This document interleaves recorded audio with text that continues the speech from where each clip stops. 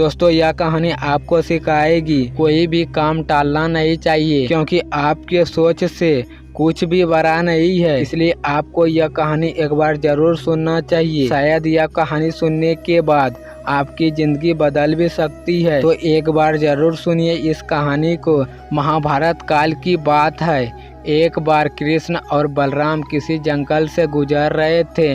चलते चलते काफी समय बीत गया और अब सूरज भी लगभग डूबने वाला था। अंधेरे में आगे बढ़ना संभव नहीं था। इसलिए कृष्ण बोले, बलराम हम ऐसा करते हैं कि सुबह होने तक यहीं ठहर जाते हैं। सुबह होते ही हम लोग अपनी मंजिल की ओर बढ़ चलेंगे। बलराम बोले, पर इन घने जंगल में हमें खतरा हो सकता है। यहाँ सोना उचित नहीं है, हमें जागकर ही रात बितानी होगी। श्री कृष्ण कहते हैं, हम ऐसा करते हैं कि पहले मैं सो जाता हूँ और तब तक तुम पहरे देते रहो, और फिर जैसे ही तुम्हें नींद आए तुम मुझे जगा देना, तब मैं पहरा दूंगा और तुम सो जाना। इस बात पर बलराम तैयार हो गए। कुछ ही पलों में कृष्ण गहरी नींद में चले गए और तभी बलराम को एक भयानक आकृति उनकी तरफ आते हुए दिखी। वह कोई राक्षस था।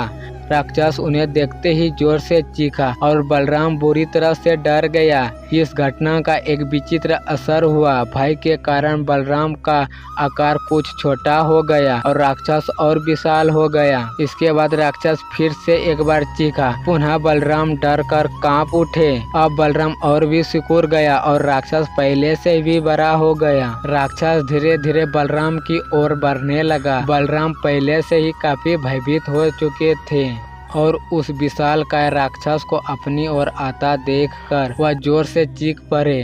कृष्ण और चीखते ही वह मुरझाकर गिर पड़े। बलराम की आवाज सुनकर कृष्ण उठे। बलराम को वहां देख उन्होंने सोचा बलराम पहरा देते देते थक गए और सोने से पहले उनको आवाज दे दी। अब कृष्ण पहरा देने लगे। कुछ देर बाद वह राक्षस उनके सामने आया और जोर से चीखा। कृष्ण जरा भी नहीं घबराया और बोले, बताओ तुम इस तरह चीख क्यों रहे हो, क्या चाहिए तुम्हें? इस बार कुछ कृष्ण के साहस के कारण उनका आकार कुछ बढ़ गया और राक्षस का आकार घट गया। राक्षस को पहली बार कोई ऐसा मिला था जो कि उससे डर नहीं रहा था। घबराहट में आकर वह पुनः प्रयास करता है और श्री कृष्ण के ऊपर जोर से चिल्लाता है। इस बार भी श्री कृष्ण नहीं डरे और उनका आकार और भी बड़ा हो गया, जबकि राक्षस पहले से छोटा हो गया। एक आखिरी प्रयास में राक्षस पूरी ताकत से चीखा, पर कृष्ण मुस्कुरा उठे। फिर से बोले, बताओ तुम्हें क्या चाहिए? फिर क्या था, राक्षस बिल्कुल छोटा हो गया और कृष्ण ने उसे अपनी हथेली पे उठा के धोती में बांध लिया और अपने कमर में खोस लिया। कुछ ही देर बाद सुबह हो गई। कृष्ण ने बलराम को उठाया और बोला, चलो आगे चलते हैं। वह लोग धीरे धीरे आगे बढ़ने लगे। तभी बलराम उत्तेजित हो उठे। बोले, पता है कल रात मैंने क्या देखा? एक भयानक राक्षस हमें मारने आए थे। जिसके बाद श्री कृष्ण ने अपनी धोती से वही राक्षस को निकाल के दिखाया।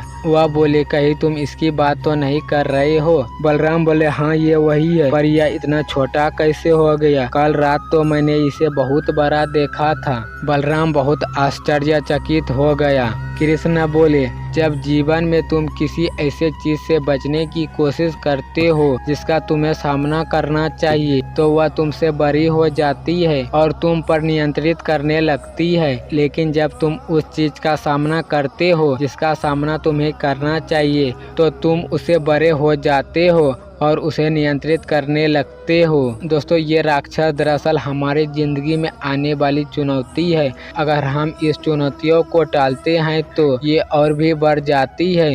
आखिर में यह हमें कंट्रोल करने लगती है। इसलिए हमें इनका साहस पूर्वक सामना करना चाहिए ताकि हम उन पर काबू कर पाएं। इस प्रकार चुनौतियों का डट के सामना करने से वह छोटी हो जाएगी, जिसे हम आसानी से उन पर नियंत्रित कर सकते हैं और सफल हो सकते हैं। तो दोस्तों यह थी श्री कृष्ण और बलराम के एक छोटी सी कहानी। उम्मीद है कि इससे कुछ सीखने को मिली होगी। अगर हाँ तो इस चैनल को जरूर सब्सक्राइब कीजिएगा। मिलते हैं आपसे अगली वीडियो में, तब तक के लिए थैंक यू। जय हिंद, जय भारत।